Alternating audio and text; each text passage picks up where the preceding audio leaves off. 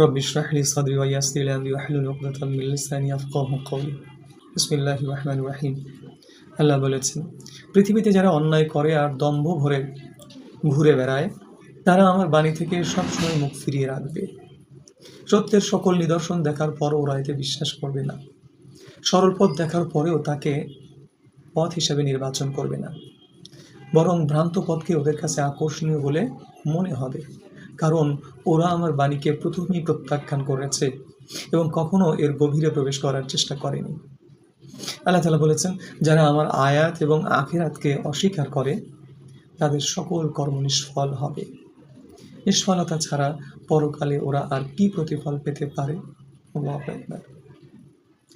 আল্লাহ এখানে গুরুত্বপূর্ণ বিষয় বলেছেন যে আসলে পৃথিবীর বুকে যারা অন্যায় করে এবং দম্ভ ভরে ঘুরে বেড়ায়, যারা অহংকারের সাথে পৃথিবীর বুকে চলে, এই মানুষগুলোর ক্ষেত্রে আল্লাহ বলেছেন তারা মহান সৃষ্টিকর্তা আল্লাহর বিভিন্ন নিদর্শন দেখবে, অসংখ্য নিদর্শনকে সত্য বলেও জানবে, কিন্তু তারপরও তারা এতে বিশ্বাস করবে না।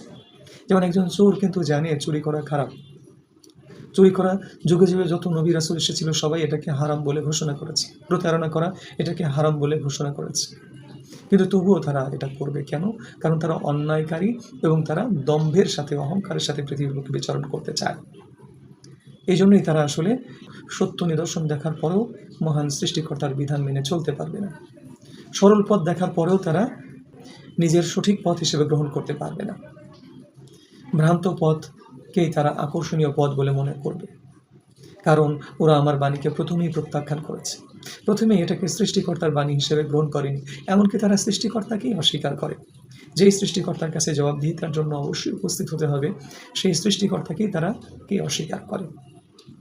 আল্লাহ বলেছেন যে যেহেতু প্রথমেই তারা আমাকে বিশ্বাস করেনি, আমার কাছে জবাবদিহিতার ব্যাপারে বিশ্বাস করেনি, পরকালে জান্নাত জাহান্নাম বিশ্বাস করেনি, তাই তারা কখনোই আর বিশ্বাস করতে পারবে না আর আমার এই বাণীগুলোর গভীরে প্রবেশ করতে পারবে না।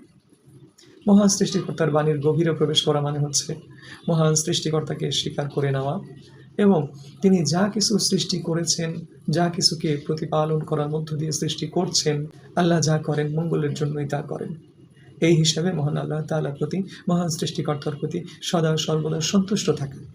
যখন অঢেল নিয়ামতের মধ্যে থাকা হয় তখনও যেন আমরা সন্তুষ্ট থাকি এবং বারবার আস্তাগফিরুল্লাহ পড়ি, আল্লাহ তোমার নিয়ামতের কোনো খেয়ানত করে ফেলছি না তো।